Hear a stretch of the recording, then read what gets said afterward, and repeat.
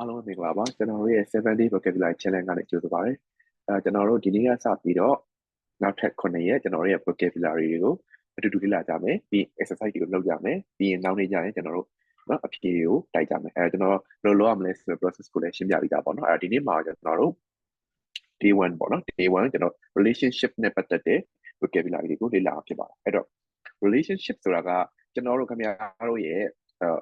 ဆိုပါတော့ညီကိုမောင်နှမဒီလိုပေါင်းဆက်ရင်မိသားစုပေါ့နော်သို့မဟုတ်ပြီးရင်ကိုရီးရဲ့သမီးသားဒါတွေက relationship နောက်ပြီးရင်ကိုနေရဲ့ပြီးမှရှိရဲ့ friendship ဒါလည်း relationship ဒါနဲ့ပတ်သက်တဲ့ vocabulary ကကျွန်တော်ရဲ့ paper ဝင်ခြင်းမှာနော်ဒီရှိရဲ့ဆက်ဆံရေးအတွက် vocabulary သိဖို့လိုအပ်တယ်ပေါ့နော်အဲ့တော့ဒီ vocabulary လေးလာပြီးတဲ့အခါမှာကျွန်တော်တို့အတွက်နော်စကားလုံးအစ်စ်လေးတချို့ဟာလည်းတိတိကျဖြစ်မယ်တချို့ဟာလည်းမသိရသေးဘူးဒါပေမဲ့ကျွန်တော်ဒီ vocabulary lesson ကို learn လုပ်တဲ့အခါမှာဒီ9ရက်လုံးမှာဘယ်လိုလေ့လာစေချင်လဲဆိုရင်နံပါတ်1ဒီထဲက meaning အစ်စ်တွေကိုအစ်စ်တွေကြီးပဲဆွဲထုတ်ပြီးတော့သိသွားတာမျိုးမဖြစ်စေချင်ပါဘူးအဲ့တော့ဘယ်လိုလုပ်စေချင်လဲဆိုတော့နံပါတ်1ကကျွန်တော်တို့ကိုသိတဲ့ vocabulary တွေကိုနောက်ထပ်မနှက်ဖြန်မှာကိုယ့်ကိုပြန်သုံးကြည့်ဖို့ writing နဲ့ဖြစ်တနည်းအားဖြင့်ပြန်သုံးဖို့အဲ့တော့ကျွန်တော်ကပြန်သုံးဖို့အခွင့်အရေးမရမှာစိုးလို့ exercise ကိုတက်လုပ်ပေးထားတယ်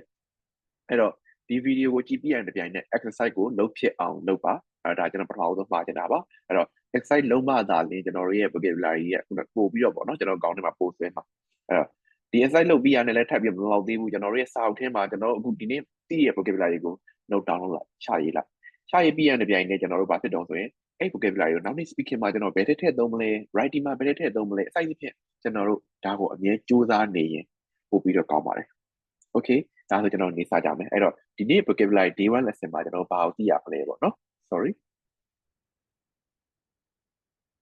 okay အဲ့တော့ဒီမှာကျွန်တော်စက်တလုံးရေးထားတယ်အဲ့တော့ဒီစက်တလုံးနဲ့တော့မကဘူးကျွန်တော်ဒီစက်တလုံးကိုကျွန်တော်တို့เนาะတီကိုဒီဒါတွေကိုကျွန်တော် land လောက်အောင်ပေါ့နော်အဲ့တော့မုတ်ဆိုးမှာတချို့လည်းသိမယ်အိမ်တောင်ထပ်ပြူတာပုံမှန်အိမ်တောင်ပြူတာ marriage မဟုတ်ဘူးထပ်ပြူတာเนาะပထမီတွေဘယ်လိုခေါ်လဲတူတဲ့တော့သားသမီးကိုဘယ်လိုခေါ်လဲနောက်ပြီးရင်နှစ်ယောက်အဆင်ပြေနေရတဲ့နေရဆိုတော့ကျွန်တော်ဘယ်လိုသုံးလဲနောက်ပြီးရင်တူမခေမရောက်မမကြီးခေရောက်ဖမက်ခေတာကျွန်တော်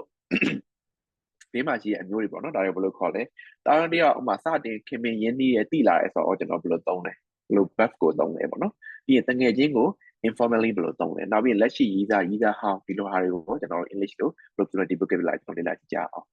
okay ဒီမှာဆိုကျွန်တော်တို့ vocabulary လေ့လာတဲ့အခါမှာကျွန်တော်ပြောလို့အလုံးလိုက်ကြတာဒီကျွန်တော်ဘယ်တော့မှအမပေးဘူးစကားလုံးတစ်လုံးကိုဒီသူရဲ့အသက်ဆိုင်ရာဘယ်လိုပြောမလဲသူနဲ့အဆင်ပြေရပါတော့သူနဲ့သူ့ရဲ့ရုပ်လုံးကိုကြွလာအောင်ဖြစ်နိုင်တဲ့စာကြောင်းမျိုး context တွေမှာထည့်သုံးလိုက်ရင်အခုဒီမှာဆိုကျွန်တော်ဒီခုနကစကားလုံးတွေကိုကျွန်တော် context တွေမှာထည့်သုံးထားတယ်အဲ့ဒါဆိုရင်ကျွန်တော်တော့ပတ်သွားလိမ့်မယ် for example ပြဒီမှာဆိုရင် my father died when I was 9ပေါ့နော်အဲ့တော့ကျွန်တော်ဖေကကျွန်တော်9နှစ်တုန်းကတည်သွားတယ်နော်ဆုံးသွားတယ်ပေါ့နော် so my mother was a widow ကျွန်တော်အမေကအဖေဆုံးသွားတယ်ဆိုတော့အမေကဒါဆိုကျွန်တော်တို့စဉ်းစားလိုက်ရပြီ what is a widow is နော် someone whose husband died တယောက်ရဲ့နော်အဲ့တော့နော် who husband died သူ့ယောက်ျားမျိုးသားတည်သွားရင် widow လို့ခေါ်တယ် okay ဒါဆိုရင် though a man whose wife has died သူ့ရဲ့မိန်းမတည်ရဆိုရင်ကျွန်တော်တို့ဘယ်လိုသုံးမလဲခုနအခု widow ဆိုတဲ့မုတ်ဆိုးမဒါတော့နော်အဲ့တော့ဒါမှမဟုတ်အိမ်တောင် sorry ကိုယ့်ရဲ့အိမ်တောင်ပဲဆုံးသွားတဲ့လူကိုခေါ်တာဒါပေမဲ့မလို့ဆိုတော့မုတ်ဆိုးမကိုအရင်နဲ့ပဲပြောမလားပြောတော့ပေါ့ဒါပေမဲ့တခြားစကားလုံးကျွန်တော်လည်းမစဉ်းစားမိဘူးအဲ့တော့မုတ်ဆိုးမပေါ့နော်အဲ့တော့ widow အဲ့တော့ခုနကပြောတဲ့ကိုယ့်ရဲ့ဒါယောက်ျားဆုံးရင်မုတ်ဆိုးမဆိုရင်ကိုယ့်ရဲ့မျိုးသမီးဆုံးရင်ကောဘယ်လိုခေါ်လဲsoရင် widower sorry နော်ကျွန်တော်လည်းရသိမလား widower widower oh my god ဒါနော်ကျွန်တော်ဒီ second ကိုရေးနေရမလို့ widower widower လို့သုံးတယ်အဲ့တော့ window ဆိုတဲ့စကားလုံးနဲ့မမားပါဘူးနော် widow လို့သုံးတယ် widower okay အခုဒါဆိုရမယ်အဲ့တော့နောက်တစ်ခုကဘာလဲဆိုရင်နော်အဲ့ဒါ with 4 young children အဲ့တော့နော်ကလေး4ယောက်နဲ့အဲ့တော့နော်အိမ်တော်မျိုးသားဆုံးတဲ့မုတ်ဆုံးမဖြစ်တယ်ပေါ့နော် she remarried ဒီမှာကျွန်တော်နော် sorry အဲ့တော့နော် she remarried သူမဘာလို့ဆိုအိမ်တောင်ပြန်ပြုတ်တယ်နော်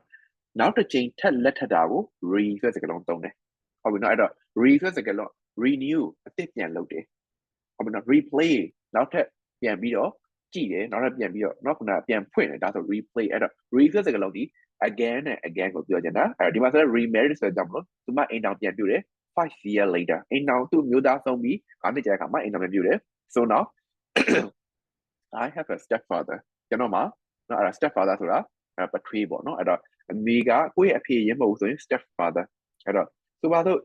ကိုအမေကနေပြီးနောက်ထပ်အိမ်တောင်ပြုရဆိုရင်ဒါဒီ step mother ပေါ့ပြီးတွေးကိုခေါ်တာအဲ့တော့ step father step mother တော်တော်များတည်အဲ့တော့ step son တို့နော် step daughter တို့ဒါမျိုးကျွန်တော်တို့ကနော်အဲ့တော့သိဖို့လိုတယ်နော်အဲ့တော့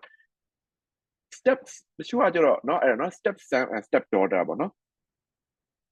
step son ဆိုတာကဥမာအဖေကနေပြီးကျွန်တော်မွေးရပေါ့နော်ဘယ်လိုပြောမလဲ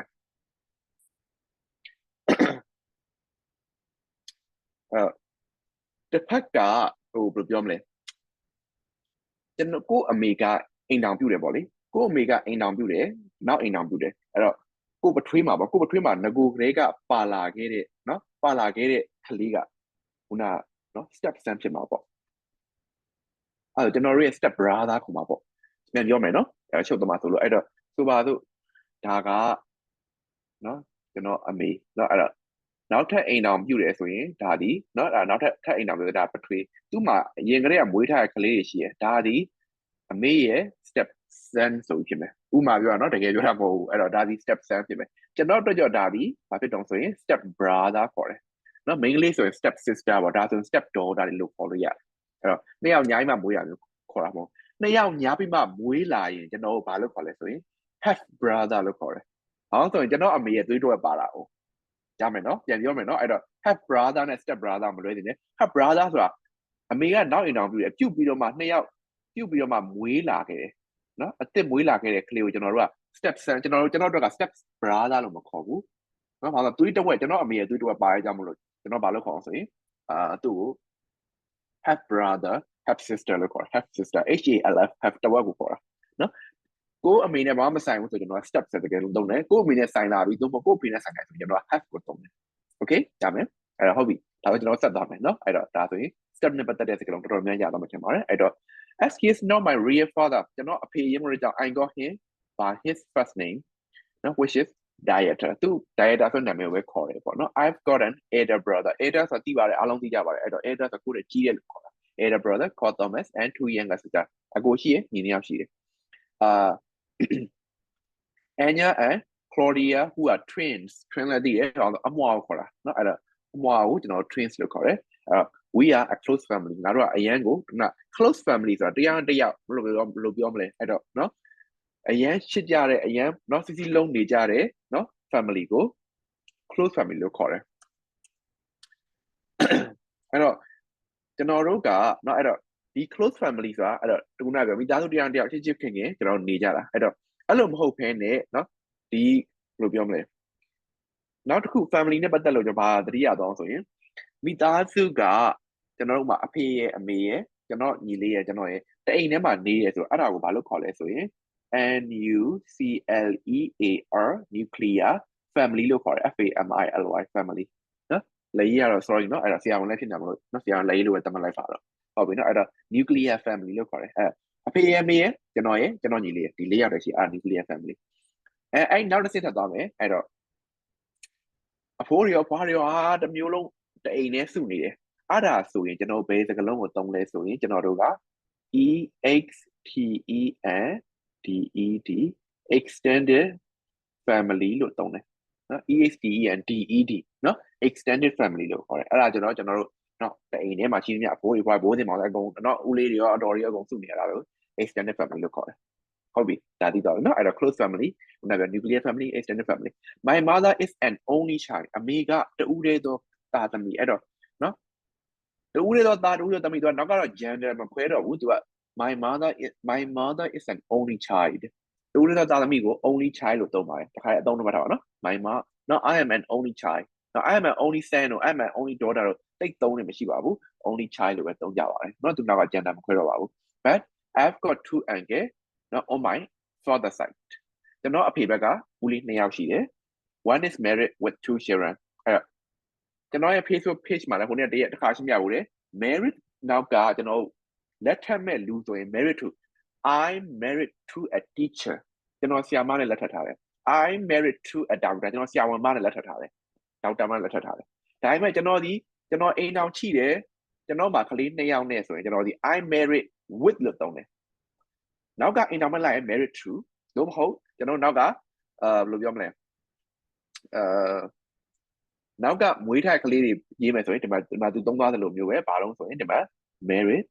with နော်ဒီမှာဆိုရင် married with 2 children ကလေး2ယောက်နဲ့အိမ်အောင်ကြပြီးသား and နော် the other is married with 3 children ကလေး3ယောက်ရှိရယ် so all together အားလုံးပေါင်းရင် all together ဆိုအားလုံးပေါင်းရင်ခေါ်တာနော် so all together ဒါဒီကျွန်တော် alphabet ပုံစံနဲ့သုံးထားပါတော့ all together I have 5 cousins နော် cousin 9ယောက်ရှိရယ် I get on well ဒီမှာဒီစကားလုံးဒီ phrase ဒီ speaking မှာအရန်ကိုအသုံးများတဲ့စကားလုံးဖြစ်ပါတယ်အဲ့တော့နော်အဲ့တော့ get on well တခုတရားရောက်နဲ့အဆင်ပြေတာနော် he's a bad boy နော် he doesn't get on well with နော် anyone in the class ဒီခန်းထဲမှာဘယ်သူနဲ့မှကျွန်တော်တို့ဒီကောင်လေးကအရန်ဆိုတာနော်သူဘယ်သူမှမတည့်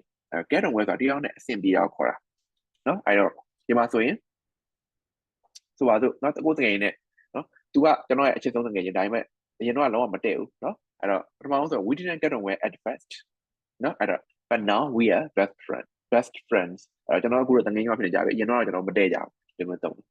okay and get rock and he always tell me I am his favorite nephew နော်အဲ့တော့ nephew ဆိုတာ2ကိုခေါ်တာ niece ဆိုတာက of his နော် niece niece နော် sorry niece သူ့ရဲ့တူမထဲမှာတော့ I think he like Anya best Anya ကိုအချစ်ဆုံးထင်တာပဲနော် like someone best ဆိုရင်ဒါဒီအချစ်ဆုံးအကြိုက်ဆုံးတော့ခေါ်တာ recently my brother Thomas got married နော် got married ဆိုတာလက်ထပ်တာဒါတီးပြီးသားပါနော် his wife name is Sabine so now I have sister-in-law as well နော်ငါမှာနော်အဲ့တော့အကိုရဲ့နော်အိမ်အောင်ဘက်ဆိုဘယ်လိုခေါ်လဲကျွန်တော်တို့နော်အဲ့ညီမခေါ်ကျွန်တော်သိပြီးတော့မသိဘူးနော်အဲ့တော့မကြီးတွေရောနော်ခုနပြောတဲ့ခေမတွေရောနော်အဲ့ဟာတွေအများကြီးပဲအဲ့တော့ခုနကကျွန်တော်ရှိမှတစ်ခါရှင်းပြဘူးနော်အဲ့တော့နော်အဲ့တော့ sorry အဲ့နော်ခေမတို့မယောင်းမတို့မကြီးတို့ဘယ်လိုပဲပြော English မှာကကျွန်တော်တို့က sister in law ဆိုပြီးတော့နော်ညီမမှာနော်အကိုရဲ့မိန်းအမဆိုရင်မကြီးခေါ်တာဟုတ်လားညီမရဲ့နော်ဟုတ်ပါအကိုရဲ့မိန်းမဟုတ်တယ်နော်ညီရဲ့မျိုးသမီးဆိုရင်ဘယ်လိုခေါ်လဲခေမခေါ်လာမသိအဲ့လိုအများကြီးပဲနော်အတူတူပဲယောက်ျားလေးမိန်းကလေးဘက်ကခေါ်ရင်လည်းယောက်ျားလေးဘက်ကဆိုရင်ရောက်ဖနော်မိန်းကလေးဘက်ခေါ်ရင် mat တို့ခဲအိုတို့ဒါရှိတယ်နော်အဲ့တော့ဒါပေမဲ့ English မှာတော့ရှင်းတယ်ဘာလို့ဆိုရင် brother in law brother brother နောက်ပြီးကြားထဲမှာ hyphen ခေါ်မယ်နော် brother in law ဆိုကျွန်တော်ရေးတယ် brother in law ဒါလေးပဲနော်လွယ်လေး okay ဆက်ပါမယ်အဲ့တော့နော်ခုနက brother in law sister in law အဲ့တော့ mat ခေါ်ရောင်းမခေါ်ဘလို့ခေါ် sister in law okay great နော်ဒါကျွန်တော်နောက်တစ်မျက်နှာဆက်သွားပါမယ် okay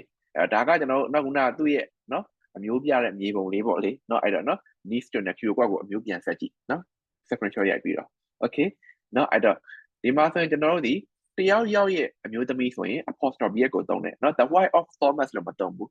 လူတွေရဲ့ပစ္စည်းဥမာဆိုတော့ကျွန်တော်ဖုန်းဆိုရင်နော်ဥမာဆိုကျွန်တော်ရဲ့ဖုန်းပေါ့နော်တထုံဖုန်းဆိုရင်တထုံ apostrophe s phone အဲ့တော့ the phone or တထုံလို့ကျွန်တော်မရေးလို့မရှိဘူးလူတွေရဲ့ပိုင်ဆိုင်ပစ္စည်းဆိုကျွန်တော်တို့ကပိုင်ဆိုင်ကြောင်းပြခြင်း apostrophe ကိုသုံးတယ် OFO ကိုသုံးလို့မရှိဘူး OFO ဆိုရင်ကျွန်တော်တို့ကတနည်းအားဖြင့်လူမဟုတ်တဲ့အရာတွေပေါ့နော် the root of the tree ကိုနော်ဒီလိုမျိုးကျွန်တော်တို့သုံးတယ် the root of the tree ဒီလိုမျိုး OFO ကိုသုံးရင်လူမဟုတ်တဲ့နော်ဒီမှာတတ်မဲ့လို့ဟာမျိုးကျွန်တော်သုံးတယ်ပေါ့ okay ဆက်သွားမယ်ကျွန်တော် friend နဲ့ပတ်သက်လို့အဲ့တော့ friend မှာဆိုရင်ကျွန်တော်တို့ကဘာလဲဆိုရင်နော်ဒီမှာ my best friend ဆိုတာကျွန်တော်ရဲ့အကောင့်ဆုံးနော် BFF ပေါ့နော် best friend forever ဆိုတဲ့ကလုံးကိုကျွန်တော်သုံးပါတယ်အဲ့တော့ best friend forever အဲ့တော့နော် an old school friend နော် old school friend ကဟိုးကျောင်းတုန်းကလေးကခင်တဲ့တငယ်ချင်းကို old school friend လို့သုံးတယ် old school friend နော် we got to know each other ငါတို့ got to know get to know နော် get to know ဆိုတဲ့ကလုံးဒီ get to know ဆိုတဲ့ကလုံးအတွဲလိုက်ကျွန်တော်မှတ်ပါ get to know နော်အဲ့တော့နော်တဖြည်းဖြည်းနဲ့ခင်မင်းလာနော်အဲ့နော် I'm the newbie this office နော် at this office နော် I'm trying to getting to know each no we are trying to getting to know each other trying to get to know each other sorry နော်အဲ့တော့တရားနဲ့သိဖို့ကြိုးစားအဲ့တော့ get to know ဆိုတာချက်ချင်းကြီးသိတာချက်ချင်းခင်တာဟုတ်သိဖို့အတွက်အချိန်ယူပြီးတော့တဖြည်းဖြည်းနဲ့ခင်လာကြတာကို get to know လို့ခေါ်တယ်အဲ့တော့ဒီမှာဆိုရင်ကျွန်တော်အဲ့ get to know စကားလုံးနော်သိနေကြတယ်အဲ့တော့ we get to know each other ဆိုပြီးသုံးထားတယ်နော် okay အဲ့တော့နော် ကျွန်တော်တငယ်နေဆိုပါတော့ကျွန်တော် classmate တွေအကြောင်းကိုကျွန်တော်ပို့ပြီးတော့ကောင်းကောင်းမွန်ဒီတဲ့ပို့သိကျင်သေးတယ်ဆိုရင်နော် I want to get to know my classmate better ဒီလိုမျိုးကျွန်တော်သုံးတာပေါ့ get to know စကားလုံးကြီးတရားနဲ့ခင်မင်နဲ့ရင်းနှီးရပေါင်းတင်တယ်ဒါပေမဲ့ချိန်တစ်ခုယူပြီးတော့ကျွန်တော်နော်ခင်မင်အောင်လုပ်ကြတာကျွန်တော် get to know လို့သုံးတယ်နော် when we were in the same class at school we've been mates တငယ်ချင်းကိုကျွန်တော်ဒီ friends လို့သုံးတယ်အဲ့တော့နော် mates လို့ကျွန်တော်တငယ်ချင်းတွေကိုသုံးတယ်ခိုင်လိုက်ကြရင်ကျွန်တော်ရဲ့နော်ကိုယ့်ရဲ့ bestie လို့သုံးတယ်သူမ homie လို့သုံးတယ်ဆိုပြီး HOMIES homie လို့သုံးတယ်နော်အဲ့ဒါ hey my homie နော် what's up သူမ hey mates what's up လို့ကျွန်တော်သုံးတာဒီအောင်ရ mate နော်နှုတ်ဆက်တယ်ဆိုရင် informally ကျွန်တော် mates ကိုသုံးတယ်ပေါ့နော် ever since နော်အဲ့တော့ and our friendship is very important to both of us ငါတို့ရဲ့နော်တငယ်ရင်းနှီးမှုကနော်ငါတို့ညောင်အတွက်အရေးကြီးတယ် we spend a lot of time with my family အဲ့တော့တကယ်နဲ့မိသားစုနဲ့အတူနော်အချိန်တွေအများကြီးကျွန်တော်တို့နော်အဲ့တော့with my family နော်အဲ့တော့ he spent sorry နော်အဲ့တော့ဒီမှာရှေ့သူတကယ်ချင်းဒီသူအိမ်မှာလာနေရအဲ့လိုပေါင်းနေမိသားစုနဲ့လည်းခင်နေပေါ့လေ and his current girlfriend လက်ရှိကြီးသားကို current girlfriend လို့ခေါ်တယ် current ဆိုလက်ရှိဖြစ်တော့ပေါ့နော် present နဲ့တူပဲ is actually one of Thomas ex girlfriend အဲ့တော့သူရဲ့လက်ရှိကြီးသားက Thomas ရဲ့ကြီးသားဟောင်းအဲ့တော့နော် actually တကယ်လုံးဒီပေါင်းဆိုကျွန်တော်ဟောင်းကိုခေါ်တာနော် ex president နော် ex president ဆိုတာဒီဘာလို့ဆိုရင်သမ္မတအဟောင်းကိုခေါ်တာနော်အဲ့တော့အလွယ်ပေါ့လေဒါ ex ဆိုတာကျွန်တော်အဟောင်းတစ်ခုခုလက်ရှိနော်အဲ့တော့ no longer to be ပေါ့ဒါဆိုရင်နော်အဲ့တော့ we all get on really well ငါတို့အရန်ကိုတည့်ကြတယ်ခုန get on well ဆိုတဲ့တကယ်လုံးကျွန်တော်ရှေ့မှာသုံးခဲ့ပြီ really ထဲကြောင့်မို့ကျွန်တော်ဒီအရန်ကိုတည့်တယ်ပေါ့အဲလိုမျိုးသုံးကြတာအဲ့တော့ဒီနေ့နော်တကယ်လုံးတွေအများကြီးမှတ်လိုက်ရမယ်ထင်ပါတယ်အဲ့တော့ okay ဘာတွေမှတ်သွားလဲဆိုတာကိုကျွန်တော်တို့နော်အဲ့တော့ comment မှာရေးခဲ့လိုက်ရတယ်ကိုယ့်ရဲ့စာထဲမှာရေးထားလိုက်ရတယ်နောက်ပြီးရင်နောက်ဆုံးတစ်ချက်ဒီကိုသုံးဖို့ပြန်သုံးဖို့မမေ့ပါနဲ့စာကြောင်းတွေတိစောက်ပါဒီအကြီးဆုံးကလေ့ကျင့်ခန်းလုပ်ပြီးတော့ထပ်ပါ okay ဒါဆိုရင်နောက်နေ့မှာတွေ့ရမယ် see you tomorrow